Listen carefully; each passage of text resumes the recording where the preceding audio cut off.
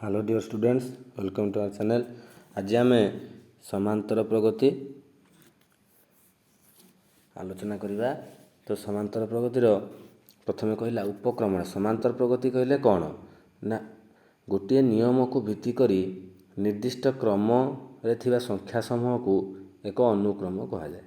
से कहला गोटे नियम आम देखिबा, जो नियम रे कि आमको बहुत गुड़ा संख्या दी जाइथिबो आउ ताको आमे कौन कहबा ना गोटे नियम रे से थिबो, एपट सेपट नथिबो, ताको ताले आमे कौन कहबा अनुक्रम कहबा।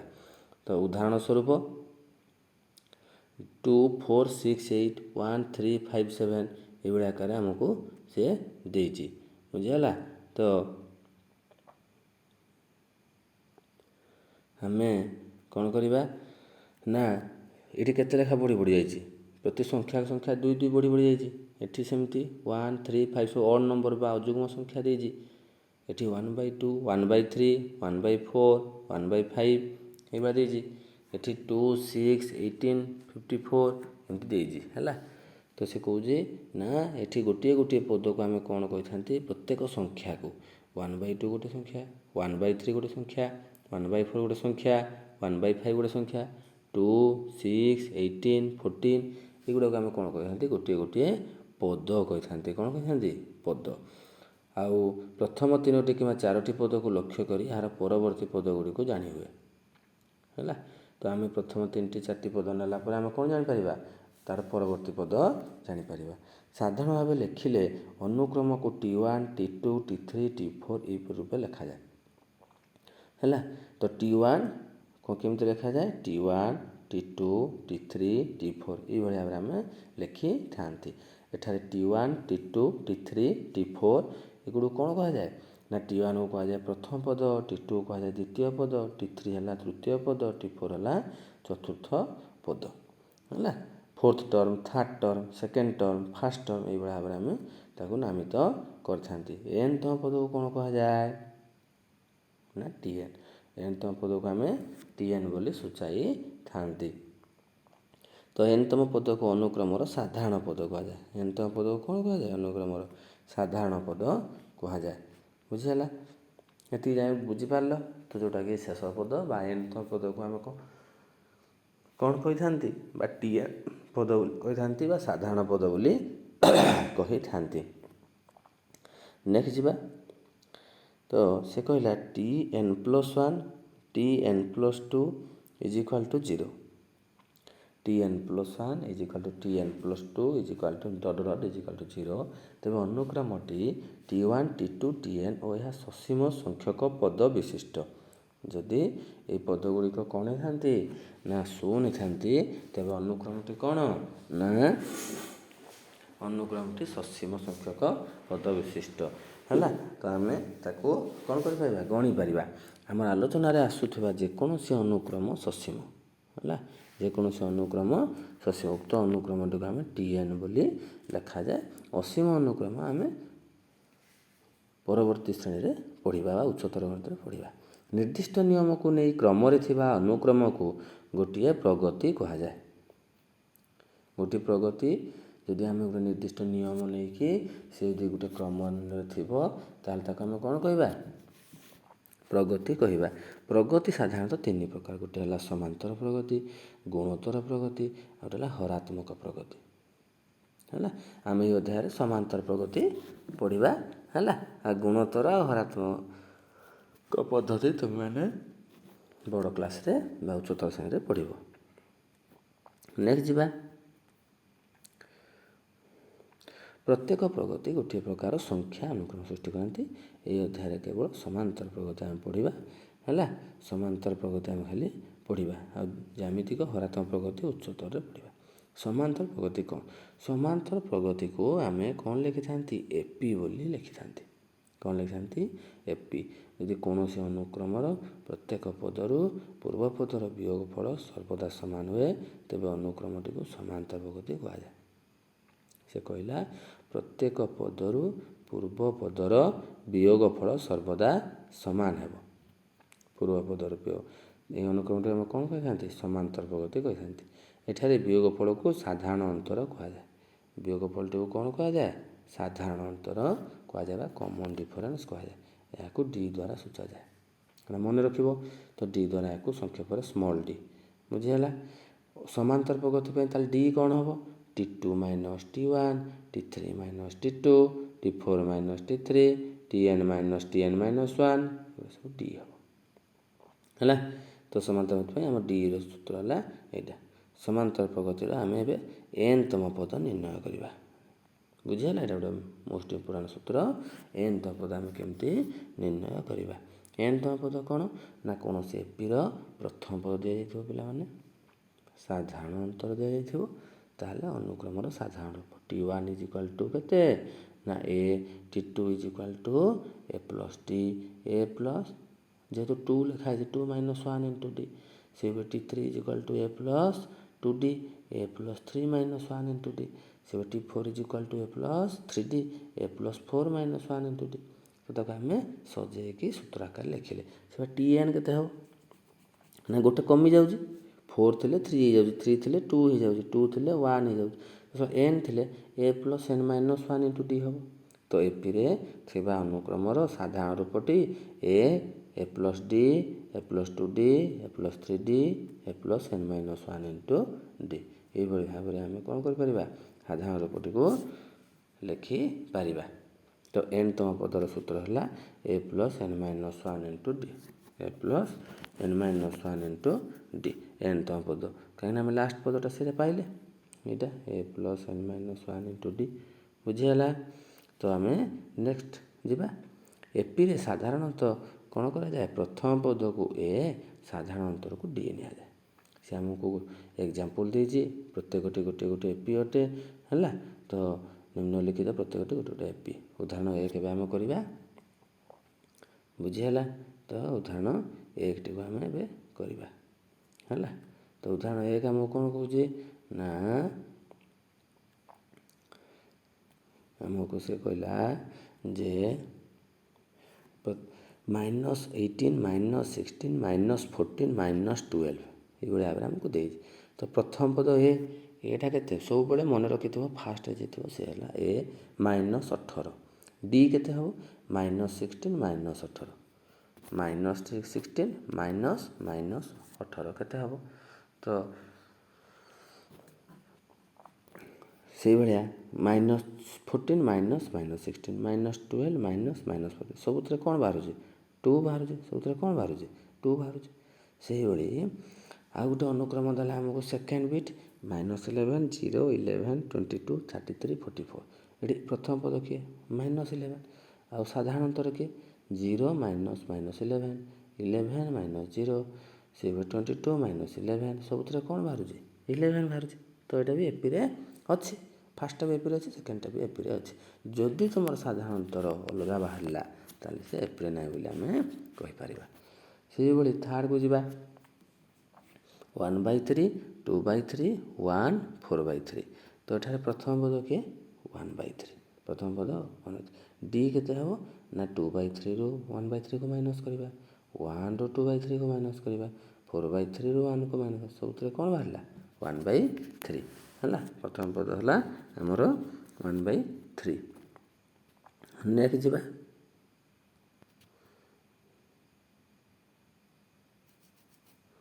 ପ୍ରଥମ ପଦ ବି 1/3, ସାଧାରଣ ଅନ୍ତର ବି ଏଥିରେ ଆମର 1/3 ପାଇଲେ ଆମେ। ତ ସେଥିପାଇଁ ଥାର୍ଡ଼ଟି ମଧ୍ୟ କ'ଣ ଆମର ଏପିରେ ରହିବ। ବୁଝିହେଲା।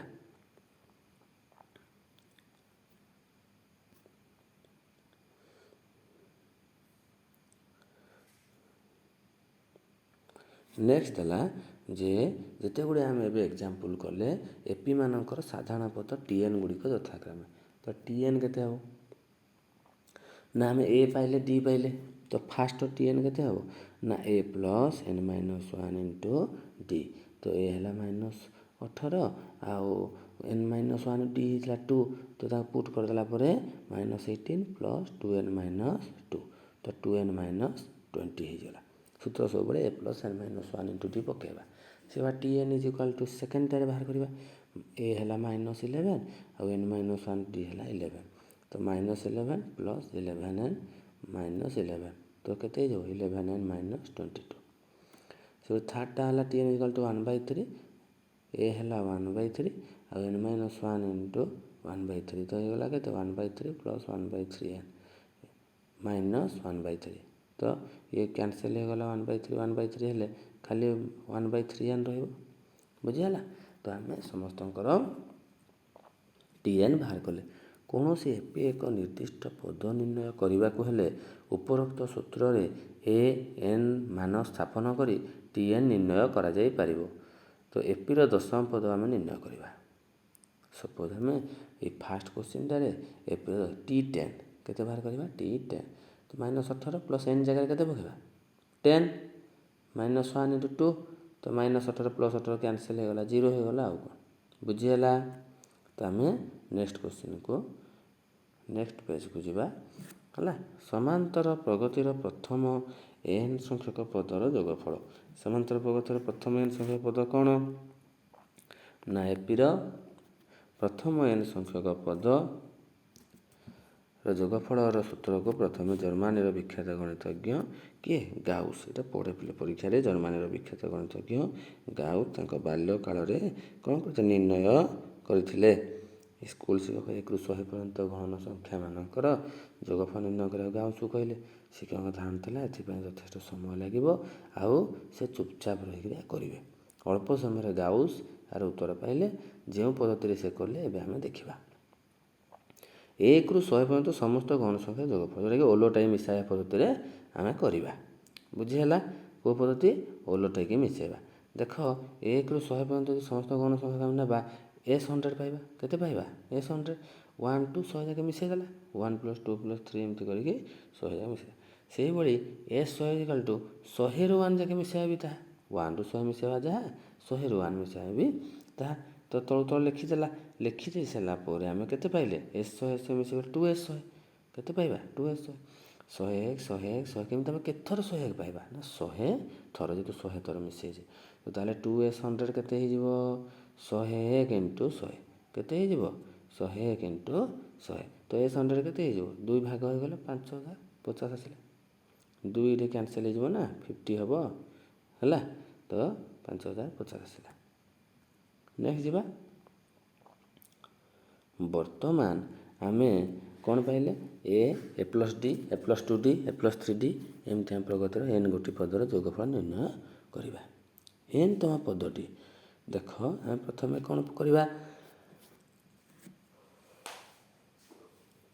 Tn = a + n - d a + n - 1 into d ये एल बोल ना केते ना Tn टाक आम ताले आम कौन जाने Tn जहाँ एल ता शेषतम पद जहाँ एल हूँ लास्ट है शेष पद है एल पूर्ववर्ती पद है कि l - d l - d पूर्ववर्ती पद l - 2 ये भाव तो n तो पद जोगफल कौन कह जाए Sn कौन कह जाए Sn Sn = a + m + d plus ये आगे आम l - d + l Sn = l + l - d plus dot plus a + d + a ये उल्टा क्रम आम लिखीजे प्रथम फास्ट आड़ लिखिने आउ सेकेंड लास्ट आड़ लिखिने तो मिसाइले आम कौन पाइबा 2Sn तो a + l एमती आम केते थर a + l लिखा कहीं सबुत a + l आसूँ ना a + l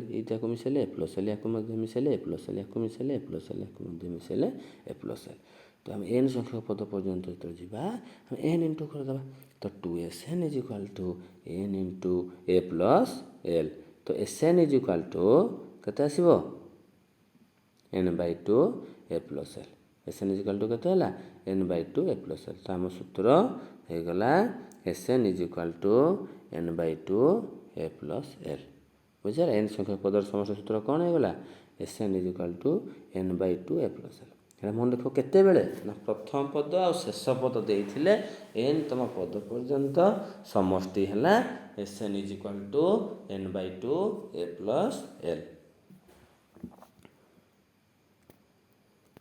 नेक्स्ट को जीवा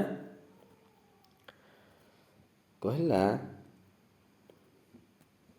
Sn n/2 प्रथम पद हम आउ l टा कौन n तम पद बुझेगा प्रथम पद है a आउ n तम पद है l ତ ସେହି ସୂତ୍ରରେ ଆମେ L is equal to A plus N minus one to D ସ୍ଥାପନ କରିବା। କିପରି ନା T N is equal to L, ତ A plus N minus one D ସ୍ଥାପନ କଲେ S N is equal to କେତେ ପୁଟ୍ କରିବା, ଏଲ୍ ଜାଗାରେ A plus N minus one D, S N is equal to N by two A plus N minus one to D. ତ S N is equal to N by two ଏଇ ଜାଗାରେ L ଜାଗାରେ ପକାଇଦେଲେ two A plus N minus one to D. ତ S ଏନ୍ର ସୂତ୍ର କ'ଣ ବାହାରିଗଲା, N by two two A plus N minus one into D. ବୁଝିହେଲା। ନେକ୍ସଟ ଯିବା ଦ୍ରଷ୍ଟବ୍ୟକୁ। ଗୋଟି ଗୋଟି କରି ପିଲା ଆମେ ବୁଝୁଛେ, ତ ସେଥିପାଇଁ ଭଲସେ ବୁଝିବାକୁ ଚେଷ୍ଟା କର। ଯେଉଁଟା ନ ବୁଝିପାରିବ ତାକୁ ବାରମ୍ବାର ଆଉ ଥରେ ଦେଖିଦିଅ, ଯେଉଁଟାକି ତୁମର ଭଲସେ ହେଇଯିବ, ପ୍ରାକ୍ଟିସ୍ ହେଇଯିବ, ଆଉ ତୁମେ ଏକ୍ଜାମ୍ରେ ନିର୍ଦ୍ୱନ୍ଦରେ ଯେକୌଣସି କୋଶ୍ଚିନ୍ର ଆନ୍ସର୍ କରିପାରିବ। ହେଲା। ଦ୍ରଷ୍ଟବ୍ୟ ୱାନ୍ ଦେଲା, ପ୍ରଥମ ଏନ୍ ଗୋଟି ଗୌଣ ସଂଖ୍ୟାର ଯୋଗଫଳ S N is equal to N into N plus one by two. N ଗୋଟି ଗୌଣ ସଂଖ୍ୟାର ଯୋଗଫଳ କ'ଣ, S N is equal to N into N plus one by two. ତା ଅର୍ଥ ହେଲା ଏକରୁ ଆରମ୍ଭ ହୋଇକି ଯେତିକିଟା ସଂଖ୍ୟା ଦେଇଥିବ ତାକୁ ଯଦି ମିଶିବାକୁ ଦିଆଯାଇଥାଏ, ଧର ଏକରୁ 100 ପର୍ଯ୍ୟନ୍ତ ଆମେ କ'ଣ କରିବା, 100 ଗୁଣନ 101 ବାଇ ଟୁ। ଧର ଆମକୁ ଦେଇଛି 1000ଟା ସଂଖ୍ୟା 1ରୁ 1000 ପର୍ଯ୍ୟନ୍ତ, ତ 1000 ଗୁଣନ 1001 ବାଇ ଟୁ।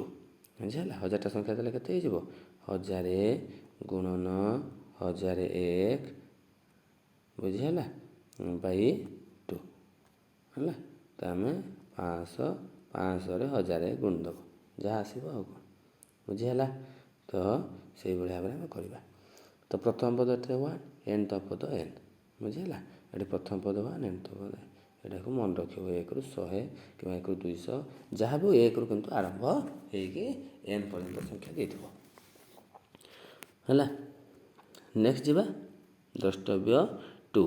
ଦ୍ରଷ୍ଟବ୍ୟ 2 କହୁଛି ଯଦି ପ୍ରଥମ ପଦ ଏ ସାଧାରଣ ଅନ୍ତର ଡି, ପ୍ରଥମ ପଦ ଏ ସାଧାରଣତଃ ଡି ଇକ୍ୱାଲ୍ 0 ହୁଏ, ପ୍ରଗତିଟି କ'ଣ ହେବ, ଏ ହେବ। ଆଉ ଏସ୍ ଏନ୍ କ'ଣ ହେବ, ସବୁ ଏ ଗୁଡ଼ାକୁ ମିଶାଇ ଦେଇକି ଏନ୍ ଯାକେ ଯିବା, ତ ଏନ୍ ଏ ହେବ। ଏସ୍ ଏନ୍ କେତେ ହେବ, ଏନ୍ ଏ ହେବ। ସର୍ଟ ଟାଇପ୍ରେ ପିଲାମାନେ ଦଶଟା ଗୁଡ଼ା ପକାଇ ଦିଏ, ସେଥିପାଇଁ ଭଲସେ ମନେ ରଖିବ। ଏକ ସମାନ୍ତର ପ୍ରଗତିର ପ୍ରତ୍ୟେକ ପଦରେ ସମାନ ସଂଖ୍ୟା ଯୋଗ କଲେ, ପ୍ରତ୍ୟେକ ପଦରୁ ସମାନ ସଂଖ୍ୟା ବିୟୋଗ କଲେ, ପ୍ରତ୍ୟେକ ପଦକୁ 0 ବ୍ୟତୀତ ସମାନ ସଂଖ୍ୟା ଦ୍ୱାରା ଗୁଣନ କଲେ, ପ୍ରତ୍ୟେକ ପଦକୁ 0 ବ୍ୟତୀତ ସମାନ ସଂଖ୍ୟା ଦ୍ୱାରା ଭାଗ କଲେ, ସବୁଥିରେ କ'ଣ ରହିବ ନା ଯେତେ ଆମେ ଅନୁକ୍ରମଟିକୁ ପାଇବା ସମସ୍ତେ ସମାନ୍ତର ପ୍ରଗତିରେ ରହିବେ। ଭାଗ ମଧ୍ୟ କଲେ, ଗୁଣନ କଲେ, ବିୟୋଗ କଲେ, ଯୋଗ କଲେ, ସମାନ ସଂଖ୍ୟା। ହେଲା। ତ ଆମକୁ ସେ ପ୍ରମାଣ ଦେଇଛି। ହେଲା। ତ ଆମେ ପ୍ରମାଣ ଦେଖିବା। ପ୍ରମାଣ କ'ଣ କହିଛି, ମନେକର ସମାନ୍ତର ପ୍ରଗତିର ପ୍ରଥମ ପଦ ଏ ସାଧାରଣ ଅନ୍ତର ଡି, ସମାନ୍ତର ପ୍ରଗତିରେ କ'ଣ ହେବ, ଏ ପ୍ଲସ୍ ଡି, ଏ ପ୍ଲସ୍ 2d, ଏ ପ୍ଲସ୍ 3d, ଏମିତିକି ଏ ପ୍ଲସ୍ ଏନ୍ ମାଇନସ୍ 1d। ଏହାର ସତ୍ୟତା ପାଇଁ ପ୍ରତ୍ୟେକ ପଦରେ କେ ସଂଖ୍ୟାଟି ଆମେ ଯୋଗ କଲେ ଲବ୍ଧ ଅନୁକ୍ରମଟି କ'ଣ ହେବ, ଏ ପ୍ଲସ୍ କେ ପ୍ଲସ୍ ଡି, ଏ ପ୍ଲସ୍ କେ ପ୍ଲସ୍ 2d, ଏଇଭଳିଆ ଆମେ ଯିବା। ଯେହେତୁ ଆମର କେ ମିଶି ଯାଇଛି, ଏ ପ୍ଲସ୍ କେ ପ୍ଲସ୍ ଡି, ଏ ପ୍ଲସ୍ 2d, ଏ ପ୍ଲସ୍ ଏନ୍ ମାଇନସ୍ 1d। ଏହା ମଧ୍ୟ ଏକ ସମାନ୍ତର ପ୍ରଗତି ଯେଉଁଥିରେ ପ୍ରଥମ ପଦ ଏ ପ୍ଲସ୍ କେ ସାଧାରଣ ଅନ୍ତର ଡି। ପ୍ରଥମ ପଦଟା କ'ଣ, ଏ ପ୍ଲସ୍ କେ ଆଉ ସାଧାରଣ ଅନ୍ତର ଡି ଠିକ୍ ଅନୁରୂପ ଭାବେ ଡବଲ୍ ଆଇ ଟ୍ରିପୁଲ୍ ଆଇ ସତତା ପ୍ରତିପାଦନ କରିପାରିବା। ଖାଲି ଗୋଟେ ଟର୍ମ ତୁମେ ନେବ କେ ସେ କରି, ତୁମେ ବି ସେମିତି କେ ବିୟୋଗ କରିଦେବ, କେ ଗୁଣନ କରିଦେବ, କେ ହରଣ କରିଦେବ ପ୍ରତ୍ୟେକ ପଦରେ, ଦେଖିବ କ'ଣ ହେବ ନା ସବୁଥିରେ 0 ବ୍ୟତୀତ କିନ୍ତୁ। ହେଲା। ସବୁଥିରେ କ'ଣ ହେବ ନା ପଦଗୁଡ଼ିକ ସମାନ୍ତର ଅନୁକ୍ରମରେ ରହିବେ, ପଦଗୁଡ଼ିକ ସମାନ୍ତର ଅନୁକ୍ରମରେ ରହିବେ। ବୁଝିହେଲା। ତ ଏବେ ଆମେ ଯିବା ଉଦାହରଣ 2କୁ। ଉଦାହରଣ 2 ଆମକୁ କ'ଣ କହିଲା, ଉଦାହରଣ 2 କହୁଛି ଓଲଟାଇ ମିଶାଇବା ପଦ୍ଧତିରେ 15ରୁ 85 ପର୍ଯ୍ୟନ୍ତ ଗୌଣ ସଂଖ୍ୟାମାନଙ୍କର ଯୋଗଫଳ ନିର୍ଣ୍ଣୟ କର। ଓଲଟାଇ ମିଶାଇବା ପଦ୍ଧତିରେ ଆମେ କ'ଣ କରିବା, 15ରୁ 85 ପର୍ଯ୍ୟନ୍ତ ଗୌଣ ସଂଖ୍ୟାକୁ ଯୋଗଫଳ ନିର୍ଣ୍ଣୟ କରିବା। ଗୋଟିଏ ଏପିର ସେବା ଦେଇଛି, ତ ଆମେ ଫାର୍ଷ୍ଟ କୋଶ୍ଚିନ୍ଟା କରିସାରିଲେ ସେକେଣ୍ଡଟା ଯିବା।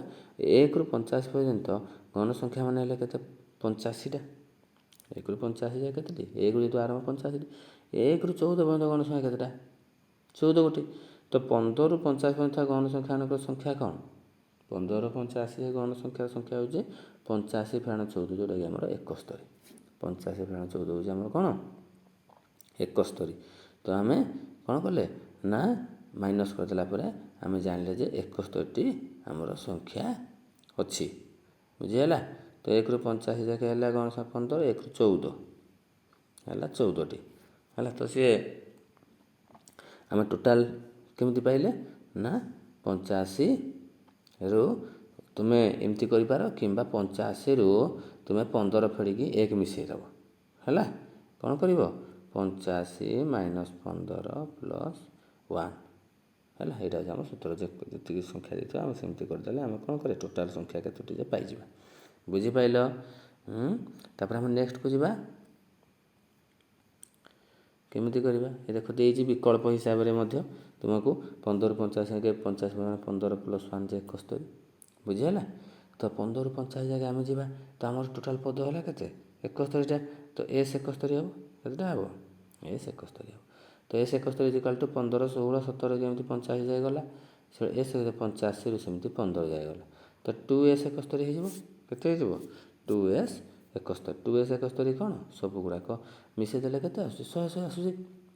ତ କେତେ ଥର 100 ଆସୁଛି ନା 100 ଗୁଣନ 71। 100 ଗୁଣନ S 71 କେତେ ହେଇଯିବ 100 ଗୁଣନ 71/2 ଯେ କାଟିଦେଲେ 50 ଗୁଣନ 71 ଯେ 50 71 ହେଲେ 3550 ଆସିଲା ଆଉ କ'ଣ। ବୁଝିହେଲା ପିଲାମାନେ? ତ ଆମେ ଏବେ କ'ଣ ସୂତ୍ର ଯଦି ଆମେ ପ୍ରୟୋଗ କରିବା ସେଇଟା ଓଲଟାଇ କଲେ ସୂତ୍ର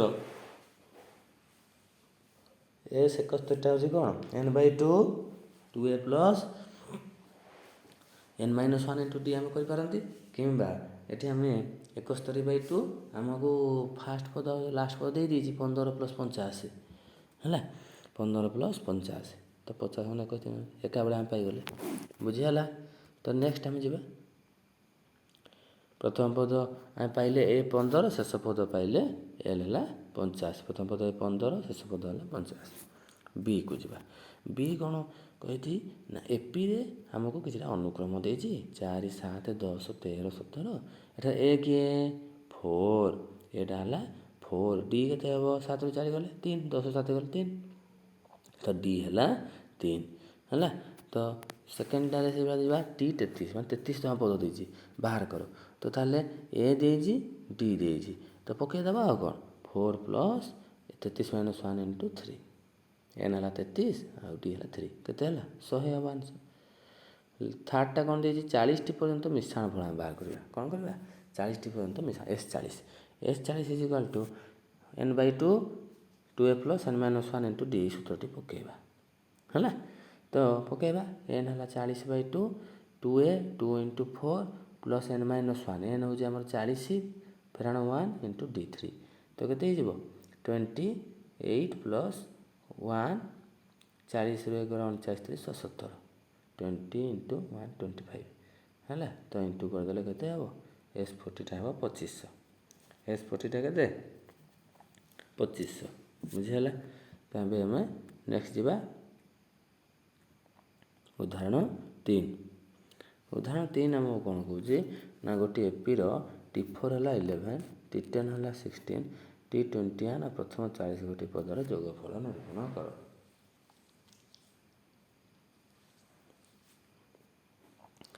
ତ T4 ହେଲା 11 ଆଉ T10 ଦେଇଛି 16। ତ ଏବେ ଆମେ କ'ଣ କରିବା ନା ଆମକୁ ପ୍ରଥମ ପଦକୁ ଏ ନେଇଯିବା ସାଧାରଣତଃ D ନେଇଯିବା। ତ T4 ଏଇଭଳିଆ କ୍ୱେଶ୍ଚିନ୍ ପ୍ରାୟ ସମୟ ସର୍ଟ ଟାଇପ୍ରେ ଆସେ। ଏଇଭଳିଆ କ୍ୱେଶ୍ଚିନ୍ ଆମେ କ'ଣ କରିବା ନା T4ଟା 11 ତ ଆମେ କ'ଣ ଜାଣିଛେ ଗୋଟେ ପଦ କମି ହେଇଯିବ a ପ୍ଲସ୍ 3D ହେଇଯିବ। କ'ଣ ହେଇଯିବ ସୂତ୍ର ଯଦି ଆମେ ପକାଇଦେବା a plus 4 minus 1 into D ଯେଉଁଟାକି ଆମର a ପ୍ଲସ୍ 3D ଇଜିକାଲ୍ ଟୁ 11 ହେବ। ସେଇ ସେମ୍ ଟାଇପ୍ରେ ଆମେ କରିବା T10 is equal to 16 a plus 10 minus 1 into D ତ 16 ହେଲେ କେତେ ହେବ a ପ୍ଲସ୍ 9D ଇଜିକାଲ୍ ଟୁ 16। ସବୁବେଳେ ଯାହା ଦେଇଥିବ ତୁମମାନେ ତ ଏତେ ସୂତ୍ର ନ ଲେଖି ଆମେ କ'ଣ କରିବା ଯଦି ଲଙ୍ଗ୍ ଟାଇପ୍ ପଡ଼ିଥିବ ଏଇଭଳିଆ କରିବା। ଯଦି ସର୍ଟ ଟାଇପ୍ ପଡ଼ିଥିବ ଆମେ ଯାହା ଦେଇଥିବ ଧର T4 ଦେଇଛି a ପ୍ଲସ୍ 3D ହେବ T7 ଦେଇଛି a ପ୍ଲସ୍ ଗୋଟେ କମିଯିବ 6D ହେବ। ବୁଝିହେଲା? ତ ସେଇ ଆକାରରେ ଲେଖିଦେବା ତାପରେ ତାକୁ ଅପସାରଣ ପଦ୍ଧତିରେ ପକାଇକି ସଲ୍ଭ କରିଦେବା। ତ ଏବେ ଆମେ କ'ଣ କରିବା 1 ଆଉ 2ରୁ 1 ଆଉ 2କୁ ମାଇନସ୍ କରିଦେଲେ a plus 9D minus a plus 3D a plus 9D minus a plus 3D କେତେ ଆସିଲା 16ରୁ 11 ଗଲା ଯେ 5 6D ଇଜିକାଲ୍ ଟୁ 5 D ଇଜିକାଲ୍ ଟୁ କେତେ ନା 5/6 D ଇଜିକାଲ୍ ଟୁ କେତେ ନା 5/6 ହେଲା। ତ ବର୍ତ୍ତମାନ ସେ କ'ଣ କଲା a plus 3 into 5/6 is equal to 11 आर पुट करदेवा ए प्लस 3d पुट करदेला आम ए पाइबा है तो ए इज इक्वाल टू के 17/2 11 माइनस 5 17/2 T21 आम पचार के T21 तो A plus 21 minus 1 D N minus 1 बोले एन जगह 21 डी बोले आम कौन पाइबे ना 17/2 प्लस 20 इंटू डी है 5/6 पुट करदे 151/6 जे ताको मिश्र भग्नांश करदे 25 पूर्ण 1/6 बुझीगला T21 तापर सी कौन कला ना S40 बाहर करने आमको के S40 माने 40तम पद पर्यंत समस्त तो आम जाने कौन n/2 2a plus n minus 1 2d n/2 है 40/2 ए जगह 17/2 पकेले टी जगह 5/6 आ एन जगह 40 बुझीगला पकईकि सल्व करदे 20 हो ये 40 आ 2 कटिगला के 20 ये 17 2 2 कटिगला 17 मिशाण 65 39 5/6 मेले 65/2 हो कैनसल करदे तो आसीगला आमर के 990 ये भाव में तुम निर्णय कर बुझीगला तो नेक्स्ट को आम जा उदाहरण 4 कौन कहे ना 2 4 6 8 अनुक्रमर S50 निर्णय कर तो 2 4 6 8 कौन ना आमको से देजी ए है ए के 2 आउ डी के एटा है 2 डीटा भी 2 4 रू 2 फेड़देले 2 6 रू 4 फेड़देले 2 8 रू 6 फेड़देले 2 सब डी आस 2 ठीक अच्छे ये अनुक्रम एपी अच्छी तो ताहले आम S50 माने कौन 50/2 आउ 2a plus n minus 1 into D n/2 2a plus n D put करदे आउ पाई आउ कौन है SN इज इक्वल टू 70 पकेबा पाइले आम के 2550 ठीक अच्छे नेक्स्ट आम जा उदाहरण 5 को उदाहरण 5 आम कौन कौच से कौच जे 27 24 21 ये अनुक्रमटा मुझे 27 प्लस 24 प्लस 21 केतोटी पद जोग कले जोगफल 132 हम जोगफल 132 हम दुईटा उत्तर बाहर तार तात्पर्य बुझाओ प्रथम पद ए है 27 डी है के -3 तो अनुक्रमटी के 27 24 21 एपी अच्छे एपी अच्छी मनकर पद संख्या है एन एल जोगफल हूँ के 132 SN हूँ के 132 दे दीजिए ना SN 132 तो 132 इज इक्वाल टू आम कौन करवा n/2 2a plus n minus 1 into D लिखा बुझीगला लिखाई तो n/2 2 इंटू ए है 27 n माइनस 1 डी है -3 पूर्व करदेला 132 n/2 57 minus 3 is equal to 132 n into 57 3 is equal to 264 ताको सिंप्लीफाई करदे से गोटे कौन आसला ना गोटे द्विघात समीकरण आसला 3 minus 3n square plus 57n minus 264 ताको आम कौन कले पुणी 3 कमन नहीं गले n square minus 19n plus 88 तो जो द्विघात समीकरण आसला आम ताको सिंप्लीफाई करदे 11 और 8 भांगीदे मझी टर्म टाक हेल्ला आम जानी प्रथम शेष पदर गुणफल इज इक्वल टू मध्यपदर कौन गुणफल तो आमर आसो के n minus 11 n minus 8 is equal to 0 तो आमर n minus 11 is equal to 0 थरे पारे थरे n माइनस 8 तो गोटे आसो 11 गोटे आसो 8 उत्तर दुईटा उत्तर आसो ना तो ये देला n is equal to 11/8 AP 11टी पद जोगफल भी 132 हम 8टी पद जोगफल भी 132 हम है तो यहाँ केमी हम देखा ना तात्पर्य देख देजी बर्तमान T9 इज इक्वल टू देख T9 टा के पकईदे आम T9 टा आमर के T9 टा हूँ आमर ना 27 प्लस 9 माइनस 1 इंटू -3 3 बाहर से T10 टा के बाहर 0 बाहर T11 टा बाहर -3 तो ये 3 0 आउ -3 आम 8टा जाक मिसी जहाँ 9 10 11 तुम पद मिसले भी ताहा केमती ना 3 रे 0 मिसेक पुणी -3 मिसले से सेम आसो तो से कटि जाऊँ बुझीगला तो ये आम T9 T10 T11 मिसेले जो केते पाइले 0 ताले से मिसेवा न मिसेवा था S11 is equal to S8 plus T9 plus T10 plus T11 जोटा कि S8 plus 0 is equal to S8 तो S11 टा S8 सहित सामान हो ବୁଝିହେଲା। ତ ଯୋଗଫଳରେ 8 କିମ୍ବା 11ଟି ପଦ ରହିଲେ ଯୋଗଫଳ 132 ହେବ। କ'ଣ 8 କିମ୍ବା 11ଟି ପଦ ରହିଲେ ଯୋଗଫଳ କେତେ ହେବ? 132। ନେକ୍ସଟ ଯିବା ଉଦାହରଣ 6। ଉଦାହରଣ 6କୁ ଯିବା। ଉଦାହରଣ 6 କ'ଣ କହୁଛି? ଗୋଟିଏ ଅନୁକ୍ରମ ଆମକୁ ଦେଇଛି। Tn ଇଜିକାଲ୍ ଟୁ ଆମକୁ ଦେଇଛି 2n + 3 Sn। ଏଇଭଳିଆ କ୍ୱେଶ୍ଚିନ୍ରେ Tn ଦେଇଥିବ Sn ବାହାର କର। ତୁମେ କ'ଣ କରିବ? ପ୍ରଥମେ T1 T2 T3 ଏମିତି ତିନିଟା ଆମେ ସିରିଜର ପଦ ଗୁଡ଼ିକୁ ବାହାର କରିବା। ତ T1 ବାହାର କରିଛି ଦେଖ 2 × 1 + 3 କେତେ ହେଲା? 5। ତ ଫାର୍ଷ୍ଟ ପଦଟା ଯେହେତୁ ସେଥିପାଇଁ A ଲେଖିଲା A ଇଜିକାଲ୍ ଟୁ 5। ସେଭଳି n ବଦଳରେ 2 ଯଦି ଆମେ ଲେଖିବା 3 ଲେଖିବା କ'ଣ ପାଇବା? T2 ଇଜିକାଲ୍ ଟୁ 7 ପାଇଲେ T3 ଇଜିକାଲ୍ ଟୁ 9 ପାଇଲେ। ତ ଆମେ D ବାହାର କରିଦେବା। T3 - T2 ହେଲା 2 T2 - T1 ହେଲା 2 ତ D ହେଇଗଲା ଆମର କ'ଣ 2 D ହେଇଗଲା 2 ଆଉ ଆମର A ହେଇଗଲା 5 ତାକୁ ପୁଟ୍ କରିବା ଏବେ ଆଉ କ'ଣ Sn ଇଜିକାଲ୍ to n/2 2a + n - 1d। ଏଇ ସୂତ୍ର ଗୁଡ଼ାକ ସବୁବେଳେ ଲେଖୁଥିବ ହେଲେ କ'ଣ ହେବ? ଯେକୌଣସି ପ୍ରୋବ୍ଲେମ୍ ଆସୁଛି ସୂତ୍ର ସବୁବେଳେ ଲେଖିକି ଆରମ୍ଭ କଲେ ସୂତ୍ର ବି ମନେ ରହିବ ଆଉ ଭୁଲ ବି ହେବନି। ତ n/2 2a + n - 1 d ହେଉଛି ଆମର 2। ତ ତାହେଲେ ଆମେ ସୂତ୍ରରେ ପକାଇଲେ 10 + 2n - 2 ଆସିଲା। ତ 2n + 8 ଇଜିକାଲ୍ ଟୁ n × n + 4 ଯେଉଁଟାକି ଆମର n² + 4n ଆମର କ'ଣ ଆସିଲା? n² + 4 Sn ଇଜିକାଲ୍ ଟୁ କେତେ? n² + 4n।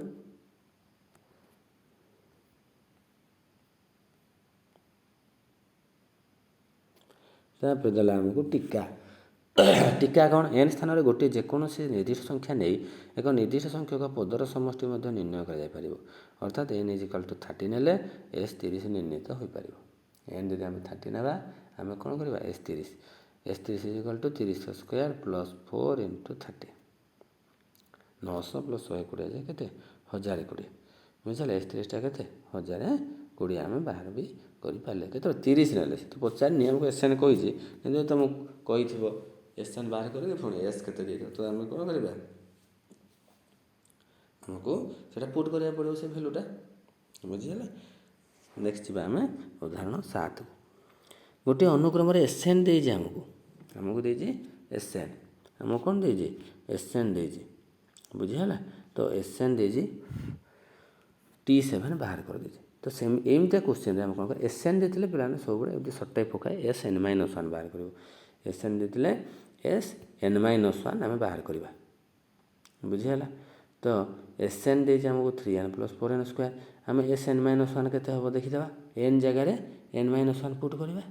3n - 1 × 4n - 1² ତ 3n - 3 + 4n² - 8n + 4 ତ ହେଇଗଲା ଆମର କେତେ?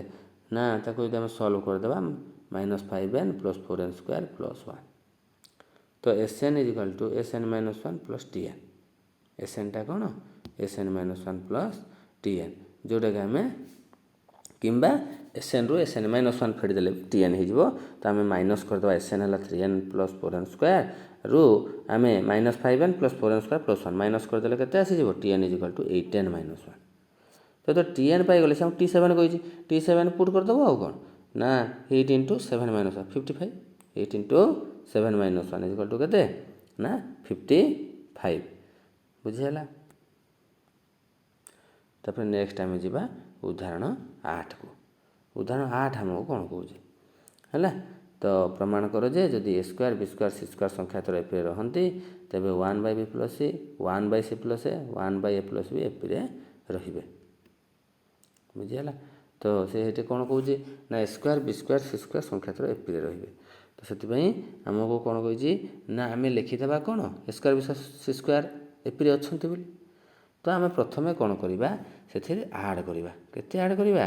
ab bc ଆଉ ca ab + bc + ca ଆମେ ଆଡ଼୍ କରିବା ବା ମିଶାଇଦେବା। ଯଦି ଆମେ ତାକୁ ମିଶାଇଦେଲେ କ'ଣ ହେବ ନା ଆମର a² + ab + bc + ca ହେଇଯିବ b² + a + bc + ca c² + a + bc + ca ଏପରି ରହିବେ। ତ a ଇଣ୍ଟୁ କେତେ ହେଇଯିବ? a² ଆଉ abରୁ ଯଦି ଆମେ କମନ୍ ନେବା a × a + b ସେଭଳିଆ bc + c ରେ c × a + b ସେଟା b² + abରେ b × a + b bc + cରେ c × a + b c² + abରେ c × b + c bc + cରେ a × b + c ଏପରି ରହିବେ। ବୁଝିହେଲା। କମନ୍ ନେଇଯିବା ପ୍ରତି ଦୁଇଟା ଟର୍ମରୁ। तो एबे आमे कौन पाइले ए प्लस बी कमन अच्छे एटी ए प्लस बी कमन अच्छे ए प्लस बी कमन नहीं गले ए प्लस सी बढ़ला एबे एठी भी सी बड़ा ए प्लस बी कमन अच्छे बी प्लस सी बढ़िबो कमन नहीं गले बी प्लस सी एटी कमन अच्छे बी प्लस सी नहीं गले सी प्लस सी बढ़े से माने मते एप्री रहबे हला एमती सब एप्री रहबे लिखुथबो लास्ट बेलको हला प्रत्येक पद को कौन करबा कौन कले आमे हमकु जा देजी क्वेश्चन थे पाइबा ना प्रत्येक पद रे आमे A plus B C plus C भाग कर देबा कौन भाग कर देबा A plus B plus C plus A यदि हम भाग कर देबा सी मध्य एपी रे रहिबे तो भाग कर देला A plus B into C plus A रे A plus B into B plus C into C plus A plus B into B plus C रे A plus B into B plus C into C plus A है एम सब भाग कर देला B plus C into C plus A रे मध्य A plus B into B plus C ताले हमर कोन हो सब कटि जीवो कैंसिल हो जीवो खाली 1 बाय प्लस रहइबो एठी सब ए प्लस बी को ए प्लस बी कैंसिल हो जीवो बी प्लस सी कैंसिल हो जीवो एटी बी प्लस सी कैंसिल हो जीवो सी प्लस सी कैंसिल हो जीवो तो हम कोन पाइले आमे पाइले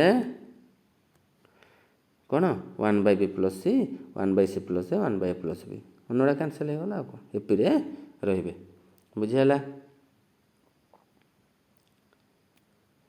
हला तो आमे पाइले जेतु कैंसिल होला पर 1 बाय बी प्लस सी 1 बाय सी प्लस ए 1 बाय प्लस ए एपी रहिबे नेक्स्ट जिबा उदाहरण 9 दर्शा जे गोटे एपी रो टीएम प्लस एन आ प्लस टीएम माइनस एन 2टीएम एटा भी हमको कौन पकाई पेला माने शॉर्ट टाइप रे पकाई दे हला मन रखि देबो T M plus N plus T M minus N 2टीएम हला जोड़ा कहू जे पेला माने भल से मन रखितो एग्जाम रे शॉर्ट टाइप रे मते तुम करि परिबो हला तो मने करो एपी रो प्रथम पद हला हमरो ए आ साधारण अंतर हला डी बुझियला तो टीएम प्लस एन कोन हबो ए प्लस एन जगह हम एम प्लस एन पकेबा M plus N minus 1 into D से टीएम माइनस एन केते हबो ए प्लस एन जगह केते पकेबा M minus N minus 1 into D हला तो T M plus N plus T M minus N T M plus N plus T M केते हबो ना A plus L plus M plus N minus 1 plus M minus N minus 1 into D तार तो हला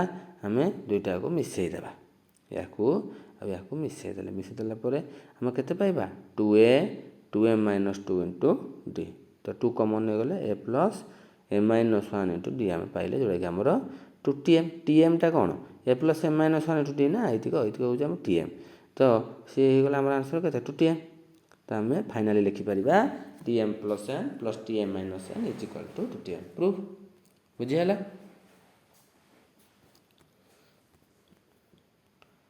तापरे हमको कौन अच्छे ना अनुसरणी 3a अच्छे बुझीगला तो आम अनुसरणी 3a को कौन करवा ना आरंभ करवा अनुसरणी 3a आमको कौन कौचे ना एबे आम जा अनुसरणी 3a रो 1 नंबर क्वेश्चन को निम्नलिखित प्रत्येक क्षेत्र में संभाव्य उत्तर मध्य सठिक उत्तरटी बाछ बुझीगला तो 1 2 3 4 अरे T8 जेहेतु 1 ठू आरंभ हो T8 टा केते हबो T8 टा 8 हबो केते हबो 8 हबो T8 टा केते हबो 8 हबो बुझियला T8 टा हमरो 8 आसीबो आंसर हे जबो सी 2 4 6 8 T7 टा केते हबो ना हमें 2 2 बढ़ी आइछि बोले 2 7 केते 14 बुझियला जानि जाउ पिला माने -5 -3 -1 1 अनुक्रम T11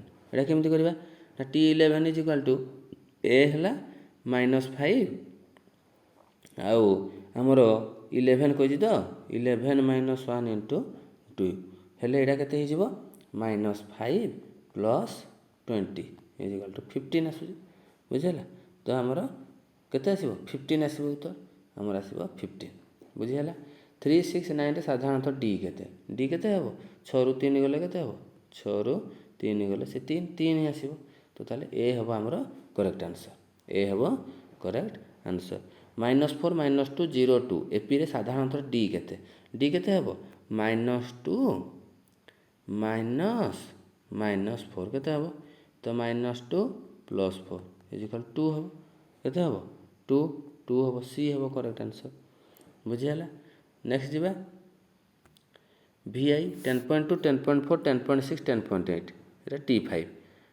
केते हबो ना हमको देछि केते देछि ना ए देछि 10.2 10.2 plus 5 minus 1 into 0.2 is equal to 10.2 plus 0.8 is equal to केते जोड़ा 11 हो। तो आमर उत्तर आसो के ना 11 आसो, जोटा कि आमर कोटा ना ए ऑप्शनटा आमर के ए ऑप्शनटा। नेक्स्ट को जीवा 2.5 2.9 3.3 3.7 एपी साधारणतः डी केते ना आम 2.9 रू 2.5 माइनस करदे होते ना 0.4 आसो। 0.4 कौटे दीजिए ऑप्शन ना डी, डी हे करेक्ट। से भाया जावा नेक्स्ट 3x9 एक एपी हेले एक्स केते, तो एक्सटा कौन एक्सटा आम पाइबा लगे X minus 3 is equal to 9 minus X डीटा है। तो ताले एक्स एपटू पड़े 2x 2x is equal to 12 X is equal to 6 केते हम 6 सी हम करेक्ट। नेक्स्ट जीवा 1.01 1.51 यार डी केमी बाहर करवा ना या माइनस करदे, तो या माइनस करदे केते हम ना 1.51 रू 1.01 यदि आम माइनस करदे केते आसो ना 1.51 रू 1.01 यहाँ आसीज 0.50 0.50 जोड़ा दीजिए जोटा आमर बी हम करेक्ट आंसर 0.5 बुझीगला। नेक्स्ट जीवा नेक्स्ट आमको कहला एक्स एक्स कौन कौच ना 5 0 माइनस 5 डी केते ना ये डी केते हम ना 0 minus 5 is equal to minus 5 हम आउ कौन केते हम आंसर ए हम करेक्ट बुझीगला। एक नंबरटा पिला माने भलसे बुझी पारते बोली आशा करूँ। तो ये जीवा आम 2 नंबर को 2 नंबर कौन कही क्यों गुड़िक एपी अच्छा चिन्हट कर एपी अच्छा बोले आम केमी जाना ना आमर से कौन कौच 1 4 7 10 ये जो अनुक्रमटी देख ना केमी जाना ना आम 4 रू 1 फेड़ दियो केते है 3 है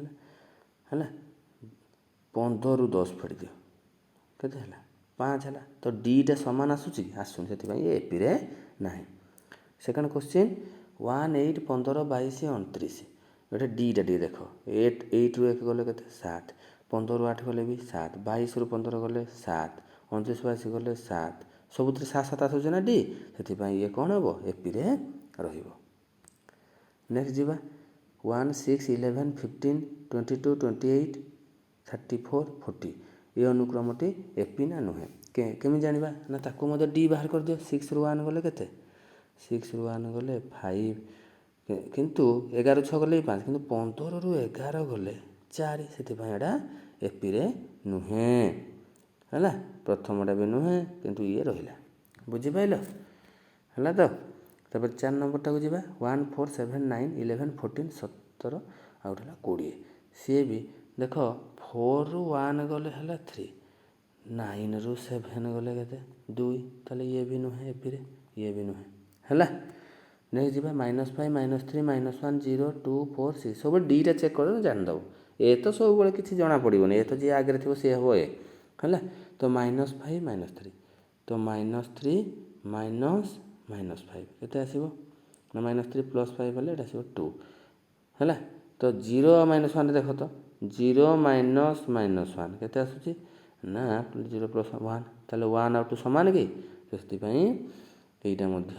नुहे एपी रे नुहे। तर भी आई जावा A plus D A plus 2 D A plus 3 D A plus 4 D A plus 5 D A plus 6 D एमती सब देती है।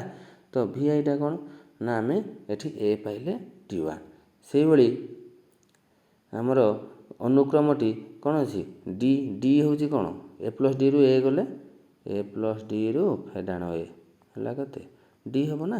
तो आम सब साधारणतः भी डी पाचे तो से अनुक्रमटी एपी रे अच्छी बुझीगला। नेक्स्ट जीवा 0.6 0.8 1.0 है एपी कि नुहे। तो 0.8 रू 0.6 रू 0.8 केते हो दूरता 0.2 1 रू 0.2 1.5 रू किंतु 1 होची 0.5 तो एटा हेतलगी एपी रे रहइबो नाही भी कोन triple I double I T AP रे रहइबो नाही। नेक्स्ट जीवा हम भी ट्रिपल आई -7 -4 ସେଇଟା ଏପିକି ନୁହେଁ ଦେଖିବା -4 -7 ଫେଡ଼ିଦେଲେ କେତେ ନା ଆମର ଆସିବ କେତେ ଇଏ ହେଇଯିବ -7 +4 ହେଲା -4 -7 ଇଏ ହେଇଗଲା 3 ବୋଲେ 3 ଆସିଲା ଇଏ ବି ସେମିତି -1 ରୁ -4 -7 -4 ଆସିଲା 3 ସେଇଭଳିଆ 5 ରୁ ମଝିରେ ମଝିରେ ଗୋଟେ ଚେକ୍ କରିବ ସେଇଭଳିଆ 11 ରୁ 8 ଆସୁଛି 3 ତ ଇଏ ରହିଯିବ କ'ଣ ଏପିରେ ରହିବେ ଇଏ କ'ଣ ରହିବ ଏପିରେ ରହିବେ ବୁଝା ତାହେଲେ ଏପିରେ ରହିବେ କେଉଁ ମାନେ ସେକେଣ୍ଡଟା ରହିଲା ତାପରେ ଆଉ କେଉଁଟା ରହିଲା ନା 6 ନମ୍ବରଟା ରହିଲା ଆଉ ଲାଷ୍ଟ ନମ୍ବରଟା ଖାଲି 3ଟିରେ ହିଁ ଏପିରେ ରହିଲେ 1 ନମ୍ବର 6 ନମ୍ବର ଆଉ ଲାଷ୍ଟ ହେଲା ଏବେ ଯେଉଁଟା କଲେ ଠିକ୍ ଅଛି। ପ୍ରଶ୍ନ 2ରେ ଯେଉଁ ଗୁଡ଼ିକ ଏପି ସେମାନଙ୍କ କ୍ଷେତ୍ରରେ ସାଧାରଣ ଅନ୍ତର ଏବେ ଆମେ ସାଧାରଣ ଅନ୍ତର ପିଲାମାନେ ବାହାର କରିବା ତାହେଲେ ଏବେ କହିଦେଲି କେଉଁଟା ରହିଲା ହେଲା କେଉଁଟା ଏପି ରହିଲା 2 ନମ୍ବରଟା 6 ନମ୍ବରଟା ଆଉ 8 ନମ୍ବର ତ 2 ନମ୍ବରର ଆମର ସାଧାରଣ ଅନ୍ତର କେତେ ବାହାରୁଛି ନା 8 ରୁ 1 ଫେଡ଼ି ଦିଅ 7 22 ରୁ 15 ଫେଡ଼ି ଦିଅ 7 ବୁଝିହେଲା ସେଇଭଳି ଆଉ କେଉଁଟା ରହୁଥିଲା ନା 6 ନମ୍ବରଟା କ'ଣ କହିଲା ନା ସେଥିରେ ଡି କେତେ ହେବ ନା a ପ୍ଲସ୍ ଡିରୁ a ଫେଡ଼ିଦେଲେ ଡି a ପ୍ଲସ୍ 3d ରୁ a ପ୍ଲସ୍ 2d ତ ଏଇଟା ମାଇନସ୍ ହେଇଯିବ ହେଲା ଫେଡ଼ିଦେଲେ a କଟିଯିବ 3d ରୁ 2d ଗଲେ d ବୁଝିହେଲା ସେଇଭଳି ଲାଷ୍ଟଟା ହେଇଥିଲା ତ -7 -4 -4 -7 is equal two -4 plus 7 is equal to 3 11 ଫେରାଣ 8 is equal to 3 ବୁଝିହେଲା ତ ଏମିତି ଲେଖିବ ତାପରେ ଯିବା ଆମେ 4 ନମ୍ବର କ୍ୱେଶ୍ଚିନ୍କୁ 4 ନମ୍ବର କ୍ୱେଶ୍ଚିନ୍ କହିଲା a ଇଜ୍ ଇକ୍ୱାଲ୍ ଟୁ 5 ନିଅ ଆଉ ପ୍ରଥମ 4 ଗୋଟି ପଦ a5 d5 ଦେଇଛି ଆମକୁ ଫାର୍ଷ୍ଟ କ୍ୱେଶ୍ଚିନ୍ ପାଇଁ a ଦେଲା 5 d ଦେଲା 5 ତ ଆମର ପ୍ରଥମ 4ଟି ପଦ ଆମେ ବାହାର କରିବା ତ ଆମେ କେମିତି ବାହାର କରିବା t1 ବାହାର କରିବା ଯେଉଁଟାକି ଆମର 5 ହେବ t2 ହେବ କେତେ a plus d is equal to 5 plus 5 ହେଲା ଆମର 10 ବୁଝିହେଲା ସେଇଭଳିଆ t3 ବାହାର କରିବା a plus 2d is equal to 5 plus 2 into 5 ହେଇଗଲା କେତେ ନା 15 ସେଇଭଳିଆ t4 ବାହାର କରିବା t4 ହେବ କେତେ a plus 3d is equal to 5 plus 3 into 5 ଯେଉଁଟାକି ଆମର 15 5 20 ହେବ ବୁଝିହେଲା ସେଇଭଳିଆ a5 d4 ବୁଝିହେଲା କେତେ ଆମକୁ ଦେଇଛି a5 d4 ହେଲେ t1 ତ 5 ଜାଣିପାରିଲ t2 is equal two a plus d is equal to 5 plus 4 is equal two 9 t3 is equal two a plus 2d is equal to 5 plus 2 into 4 is equal two ହେଲା 8 5 13 next t4 is equal two ବାହାର କରିବା t4 is equal two a plus 3d is equal to 5 plus 3 into 4 ହେଲେ କେତେ ହେଇଯିବ ଇଏ ହେଇଗଲା 12 5 17 ବୁଝିହେଲା ତ ୟାର 4ଟା ପଦ ଲେଖିଦେବ ତଳେ ହେଲା କିଏ 5 9 13 17 ଫାର୍ଷ୍ଟଟା ବି ସେଇଭଳିଆ ଏପିର ପ୍ରଥମ 4ଟି ପଦ ଯାହା ପାଇଲେ ତାକୁ ମଧ୍ୟ ଲେଖିଦେବ ତଳେ ଲେଖିଦେଉଥିବ ହେଲା ନେକ୍ସଟ ଯିବା ଆମେ ଟ୍ରିପୁଲ ଆଇ କ'ଣ କଲେ d2 ଦେଇଛି ତ a is equal to 5 d is equal two 2 ହେଲା ତ ଆମେ t1ଟା କେତେ a ଇଜ୍ ଇକ୍ୱାଲ୍ ଟୁ 5 t2ଟା କେତେ a plus d is equal to 5 plus 2 is equal two 7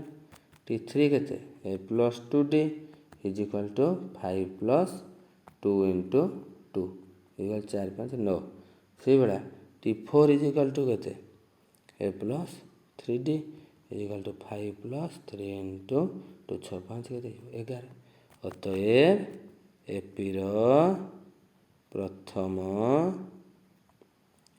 4ଟି ପଦ କିଏ 5 7 9 11 ଏଇଭଳିଆ ଲେଖିବ ସବୁ କ୍ୱେଶ୍ଚିନ୍ ତଳେ ଏଇଭଳିଆ ଭାବରେ ପିଲାମାନେ ଲେଖିବ ମୁଁ ଖାଲି ବୁଝେଇ ଦେଉଛି ତୁମମାନେ ସେ ଯେଉଁ ଲାଇନ୍ଟି ମୁଁ କହିଲି ସେଇଭଳିଆ ଭାବରେ ଯାହା ପାଇବ ଉତ୍ତର ତଳେ ଲେଖି ଲେଖି ଯିବ ନେକ୍ସଟ ଯିବା ଆମକୁ ଦେଇଛି a ଦେଲା 5 d ଦେଲା -2 ତ t1 ଇଜ୍ ଇକ୍ୱାଲ୍ ଟୁ କେତେ a is equal to 5 t2 is equal to କେତେ a plus d is equal to 5 plus d କେତେ -2 is equal to 3 t3 is equal to କେତେ a plus 2d is equal to 5 plus 2 into -2 2 into -2 is equal to -4 एटा हो 1 से भाया T4 is equal to केते a plus 3d equal to 5 plus 3 into -2 is equal to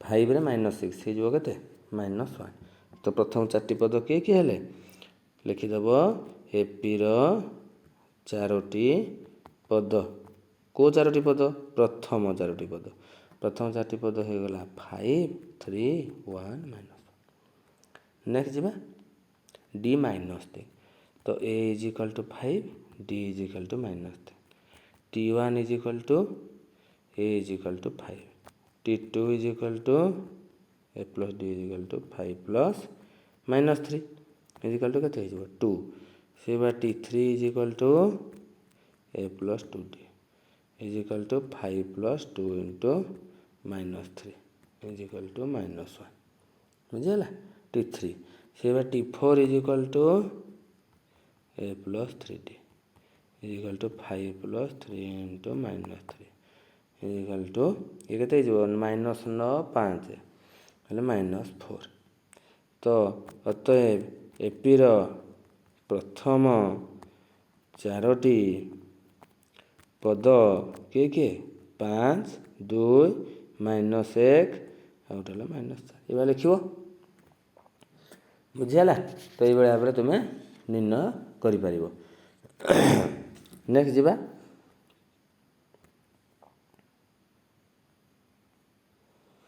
मु कौन कही 5 number बुझीगला 5 number आमको कही जे गोटे एपी रो एनतम पद Tn देजी T5 T8 T10 निर्णय कर Tn आमको देजी T5 T8 T10 तो Tn इज इक्वल टू प्रथम टारे केते n प्लस 1/2 तो T5 केते हो 5 plus 1/2 is equal to 6/2 is equal to 3 बुझीगला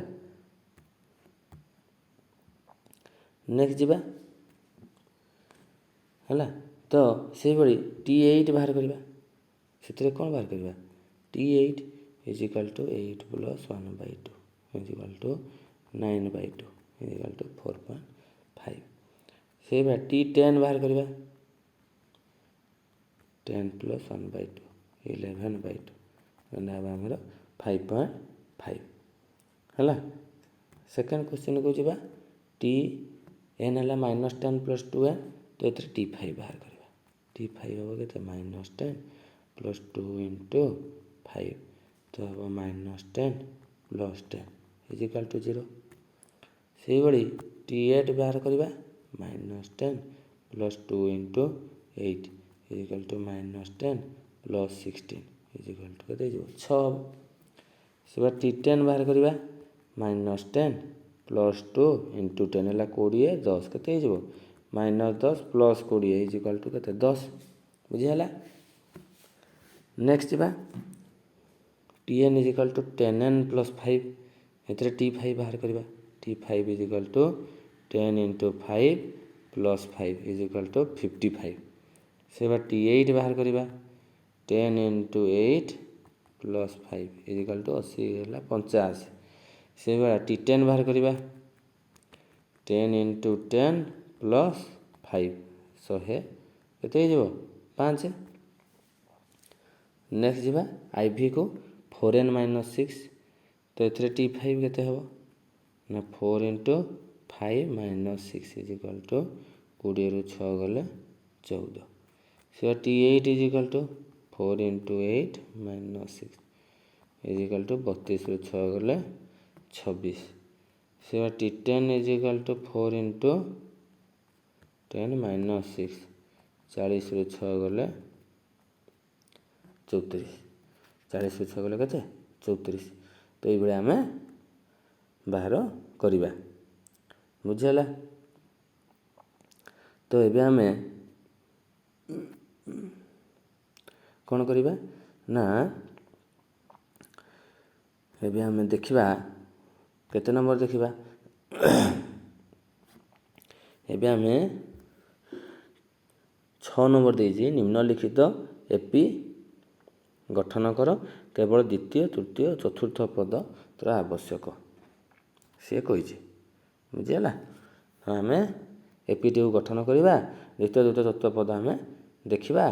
प्रथम पद देजी ए इज इक्वल टू 4 साधारणतः डी इज इक्वल टू 3 देजी है। तो आमको ए 4 देजी डी 3 देजी लिखिदेव है। तो आम द्वितीय तृतीय चतुर्थ T2 T3 T4 सब आरम्भ करवा कौन T2 बाहर करवा ए प्लस डी के 4 प्लस 3 7 T3 के हम कह ए प्लस 2D के आसो 4 plus 2 into 3 is equal to 10 आसो से T4 बहुत इजी पे है। तो आराम से तुम बाहर कर खाली पुट करवा कथा बुझीगला डी रूल्य आउे आम निर्णय करवा 13 आसला बुझीगला। सेकेंड बिट को जावा से देजी ए -8 डी देजी आमको -2 तो T2 बाहर करवा A plus D is equal to -8 plus -2 आसो के -10 से T3 बाहर करवा A plus 2D is equal to -8 plus 2 into -2 के -8 -4 इज इक्वल टू -12 से T4 बाहर करवा A plus 3D is equal to -8 plus 3 into -2 is equal to -8 -6 है -14 बुझीगला। नेक्स्ट जावा A7D -4 A7D -4 T2 के हम A plus D is equal to 7 plus -4 हो गला 3 से T3 के A plus 2D 7 plus 7 -8 is equal to से T4 के A plus 3D 7 plus 3 -4 is equal to 7 -12 is equal to -5 बुझीगला। आमको आई बी पुणी जावा ए देजी 10 डी देजी 5 तो T2 बाहर करवा A plus D is equal to 10 plus 5 है 15 T3 A plus 2D is equal to 10 plus 2 into 5 is equal to 10 10 20 है। T4 A plus 3D is equal to 10 plus 3 into 5 is equal to 25 के 25 बुझीगला।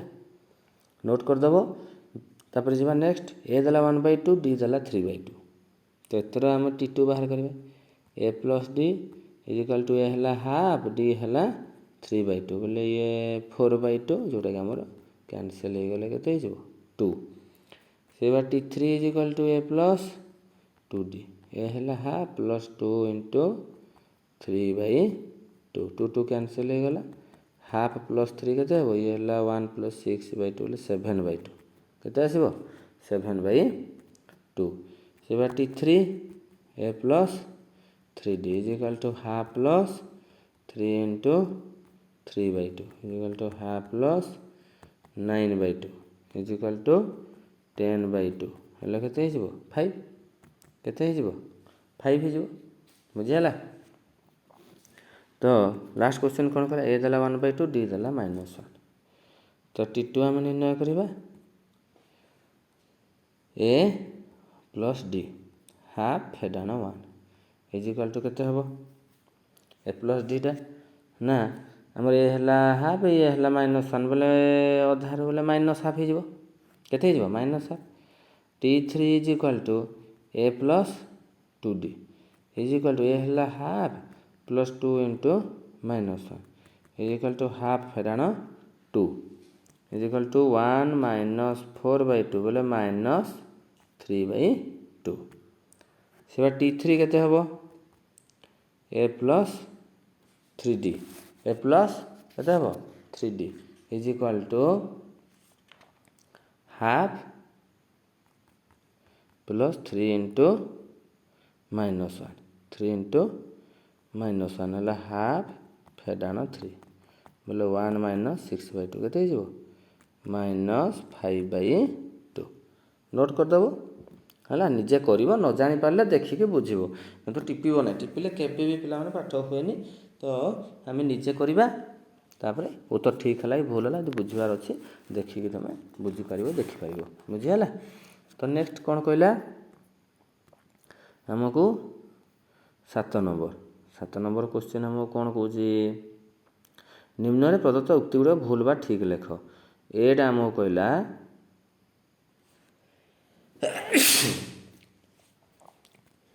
ଆମକୁ କହୁଛି 1 2 3 4 ସମାନ୍ତର ପ୍ରଗତି ସୃଷ୍ଟି କରନ୍ତି। ଏ ଠିକ୍ ଅଛି, କାହିଁକିନା ଡି ତ ସମାନ ଅଛି, ଏ ଠିକ୍ ଅଛି ପିଲାମାନେ। ନେକ୍ସଟକୁ ଯିବା 1 - 1 1 - 1 ଏ ସମାନ୍ତର ପ୍ରଗତି। କାହିଁକି ନା ଏ ସିନା 1 କିନ୍ତୁ ଡିଟା କେତେ ହେବ, -1 -1 ହେଲା -2, କିନ୍ତୁ 1 - -1 କେତେ ନା ଖାଲି 2 ହେଇଗଲା। ତ -2 ଆଉ 2 ସମାନ ନୁହେଁ, ସେଥିଲାଗି ଇଏ ହେବ ନାହିଁ, ଇଏ ଭୁଲ। ବୁଝିହେଲା? ନେକ୍ସଟ ଆମେ ଯିବା 2 1 -1 -2 ଇଏ ସମାନ୍ତର ପ୍ରଗତିରେ ଅଛନ୍ତି ସେ କହୁଛି। ତ ଦେଖ ଏ ହେଲା 2, କିନ୍ତୁ ଡିଟା କେତେ 1 ଫେଡ଼ାଣ 2 -1 -1 ଫେଡ଼ାଣ 1 -2, ତ ଇଏ ହେବନି। ବୁଝିହେଲା? ତ ଆମର ସି ଅପସନ୍ଟା କ'ଣ, ସି ଅପସନ୍ଟା ଏଇଟା ଭୁଲ ହେଇଗଲା, ଆମର ସିଟା ନୁହେଁ, ଆମେ ସିଟା କରୁଥିଲା ନା। ତାପରେ ଯିବା ଡିକୁ। ଡି କ'ଣ କହିଲା ନା TN ଦେଲା n-1, ତ ଇଏ ଗୋଟେ ଏପି ଅଟେ। ଯେହେତୁ ଗୋଟେ ଆମକୁ ସେ କ'ଣ କହିଛି ନା n ଟର୍ମରେ ଆମକୁ ଦେଇଛି, ତ ଇଏ ଏପି ହେଇପାରିବ। ବୁଝିହେଲା? ଯେହେତୁ TN = n-1 ଦେଇଛି, SN = n × n-2 ତାହା ମଧ୍ୟ ଏକ ଏପି ଅଟେ। ଇଏ ମଧ୍ୟ SNଟା କ'ଣ ଦେଇଛି, nth ଟର୍ମରେ ଦେଇଛି, ତ ସେଥିଲାଗି ଏଇଟା ଆମେ ପୁଟ୍ କରିବା 1 2 3 ହେଲେ ଆମେ ପାଇଯିବା। ତ ଇଏ ମଧ୍ୟ ଏପି ହେବ। ଯଦି କୌଣସି ତ୍ରିଭୁଜର କୋଣତ୍ୱୟର ପରିମାଣ ଅନୁପାତ 2:3:4 ହୁଏ, ତେବେ କୋଣତ୍ୱୟର ପରିମାଣ ଗୋଟିଏ ଏପି ଗଠନ କରିବେ। କାହିଁକିନା ଯଦି କୋଣତ୍ୱୟ 2:3:4, ତ ସିଏ ଏପି ଗଠନ କରିପାରିବ ନାହିଁ, ଏଇଟା ଠିକ୍ ହେବ। କାହିଁକି ହେବ? ସପୋଜ୍ ଆମେ ନେଲେ 20 40 60 ହେଲା, 20 30 40 ଧର ନେଲେ, କେତେ ନେବା, 20 ଗୋଟେ ହେବ ଡିଗ୍ରୀ, ଆଉ ଗୋଟେ ନେଲେ 30 ଡିଗ୍ରୀ, ଆଉ ଗୋଟେ ନେଲେ 40 ଡିଗ୍ରୀ ହେଲା। ତ କ'ଣ ହେବ, ଏପି ହେବେ, କାହିଁକିନା ତା'ର ଡିଷ୍ଟାନ୍ସଟା କ'ଣ ସମାନ ରହୁଛି ନା, ସାଧାରଣ ଅନ୍ତରଟା କି 40 60 80 ଧର ନେଲ, ତ ଏପିରେ ରହିବେ। ବୁଝିହେଲା? ନେକ୍ସଟ ଯିବା ଆମେ, ଇଏ ବି ରହିଲା ହେଲା, ଏମାନେ ସବୁ ଏପିରେ ରହିଲେ। ତାପରେ ଆମେ ଯିବା କେଉଁଠିକି ନା ଫାର୍ଷ୍ଟଟା ବି ଗୋଟେ ଏପିରେ ଥିଲା। ବୁଝିହେଲା? ଜି ଗୋଟେ ସମକୋଣୀ ତ୍ରିଭୁଜର ବାହୁତର ଦୈର୍ଘ୍ୟ ଗୋଟିଏ ଏପିରେ ରହିପାରିବେ। ସମକୋଣୀ ତ୍ରିଭୁଜର ବାହୁତର ଦୈର୍ଘ୍ୟ ରହିପାରିବେ କାହିଁକି ନା ଆମେ ଦେଖିବା, ଧର ସପୋଜ୍ ଆମେ 3 4 5 ନେଲେ, 3 4 5 ଗୋଟେ ସମକୋଣୀ ତ୍ରିଭୁଜର ବାହୁତର 6 8 10 ଏମାନେ ସମକୋଣୀ ତ୍ରିଭୁଜର ବାହୁ, କିନ୍ତୁ ଏଇମାନେ ସାରା ରହିଗଲେ, କିନ୍ତୁ ସବୁ ସମକୋଣୀ ତ୍ରିଭୁଜ ପାଇଁ ରହିପାରିବେ ନାହିଁ। ବୁଝିହେଲା? ସବୁ ସମକୋଣୀ ତ୍ରିଭୁଜରେ ଆମେ ଦେଖିପାରିବା ନାହିଁ। 5 12 13 ଏଇଟା ତ ହେବନି। ଦେଖ ଏଇଟା ସିନା ହେଇଗଲା, କିନ୍ତୁ 5 12 13 ଏଇଟା ହେବ କି? ଏଇଟା ଯଦି ଗୋଟେ ହେଲାନି, ସେଥିପାଇଁ ଆମେ ଲେଖିପାରିବା ନାହିଁ, ଏଇଟା ଛକି ହେଇଯିବ। ବୁଝିହେଲା? ନେକ୍ସଟ ଯିବା, ଅଯୁଗ୍ମ ସଂଖ୍ୟାମାନେ ଏପି ଗଠନ କରନ୍ତି ନାହିଁ। ଅଯୁଗ୍ମ ସଂଖ୍ୟାମାନେ ଏପି ଗଠନ କରନ୍ତି ନାହିଁ। ଦେଖ ଧର ଆମେ ନେଲେ 1 3 5 7 ଏମାନେ ତ ଏପି ଗଠନ କରୁଛନ୍ତି, ତାହେଲେ ଏଇଟା ଭୁଲ ଅଛି। 5 ଦ୍ୱାରା ବିଭାଜ୍ୟ ସମସ୍ତ ଗୌଣ ସଂଖ୍ୟା ଏକ ଏପି ଅଟନ୍ତି।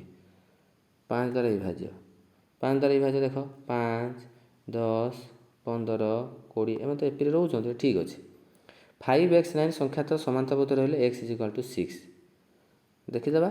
5x 9 ତ ଆମେ କ'ଣ ଜାଣିଛେ, x - 5 d ବାହାର କରିବା, x - 5 = 9 ଫେରାଣ x, ତ 2x = 14, x = 14/2 7, ତ କିନ୍ତୁ ସେ କହିଛି x = 6 କହିଛି, ତ ସେଥିପାଇଁ ଏଇଟା କ'ଣ ହେଇଯିବ, ଭୁଲ। ତ ପିଲାମାନେ ଆଜି ଆମେ ଏଇ ସମାନ୍ତର ପ୍ରଗତିର ଷ୍ଟାର୍ଟିଂରୁ ପିଲାମାନେ ଗୋଟି କରି ଗୋଟେ ବିଟା ପିଲାମାନେ ଛାଡ଼ିନେ ଭଲସେ ବୁଝିଲେ, ତ ଆଶା କରୁଛି ତୁମମାନଙ୍କୁ ନିହାତି ଭଲ ଲାଗିଥିବ, ବୁଝିପାରିଥିବ। ଆଉ କ ବିଭାଗ ପର୍ଯ୍ୟନ୍ତ ଆଜି ଆମେ କରିଛେ। ନେକ୍ସଟରେ ଆମେ କ'ଣ କରିବା, ନେକ୍ସଟ ଭିଡ଼ିଓରେ ଆମେ ଖ ବିଭାଗ ଷ୍ଟାର୍ଟିଂ କରିବା ହେଲା। ତ ଯଦି ଭିଡ଼ିଓଟି ଭଲ ଲାଗିଲା ତାହେଲେ ଲାଇକ୍ ଆଉ ସାଙ୍ଗସାଥିମାନଙ୍କୁ ସେୟାର କରିବ, ଯେଉଁଦ୍ୱାରା କି ସେମାନେ ମଧ୍ୟ ପଢ଼ିପାରିବେ, ବୁଝିବେ। ଆଉ ଯେଉଁମାନେ ନୂଆ କରି ଚ୍ୟାନେଲକୁ ଆସିଛ ସେମାନେ ସବସ୍କ୍ରାଇବ୍ ଯେମିତି କରିବାକୁ ଭୁଲିବନି, ଯଦ୍ୱାରା କି ନୂଆ ଭିଡ଼ିଓ ଅପଲୋଡ଼ ହେଲା ମାତ୍ରକେ ତୁମମାନଙ୍କ ପାଖରେ ପ୍ରଥମେ ପହଞ୍ଚିବ। ବୁଝିହେଲା? ତ ଯେତିକି ଆଜି ଆମେ କଲେ ତୁମମାନଙ୍କ କାମ ହେଲା ତୁମେ ଘରେ ତାକୁ ନିଜେ କରିବ, ଯେଉଁଟା ନ ଜାଣିପାରିବ ତାକୁ ବୁଝିକି ପ୍ରାକ୍ଟିସ୍ କରିବ। ଯଦି ବି ବାଇଚାନ୍ସ ବୁଝି ନହେଲା ତାହେଲେ ତାକୁ କମେଣ୍ଟ ସେକ୍ସନ୍ ଲେଖି ଜଣାଇବ। ବୁଝିହେଲା? ତ ସବୁଦିନ ଆମର ସକାଳ ଏବଂ ସଞ୍ଜବେଳେ କ'ଣ ହେଉଛି ନା ଭିଡ଼ିଓ ଅପଲୋଡ଼ ହେଉଛି। ତ ଯେଉଁ ଭିଡ଼ିଓ ଗୁଡ଼ାକ ଅପଲୋଡ଼ ହେବ ତୁମର ଏଜୁକେସନାଲ୍ ଭିଡ଼ିଓ ହେଲା, ତ ତୁମେ ତାକୁ ଦେଖିକି ପ୍ରିପେୟାର ହେବ। କିମ୍ବା ଅନ୍ୟ ଜିନିଷ ବି ଅପଲୋଡ଼ ହେଉଛି ଯେଉଁଟାକି ତୁମମାନଙ୍କ ପାଇଁ ହେଲ୍ପଫୁଲ୍ ହେଲା। ତ ସେଥିଲାଗି ତୁମେମାନେ ଦେଖିବାକୁ ଭଲସେ ପ୍ରିପେୟାର ହେବ, ଯେଉଁଟାକି ତୁମର ଏକ୍ଜାମରେ ଏଗୁଡ଼ାକ ଆସିବାର ବହୁତ ପସିବିଲିଟି, ଏମିତି କୋଶ୍ଚିନ୍ ଆସିଥାଏ। ତୁମେ ତାକୁ ଭଲସେ ପ୍ରିପେୟାର ହେଇକି ନିଜକୁ ରେଡ଼ି କରିବ।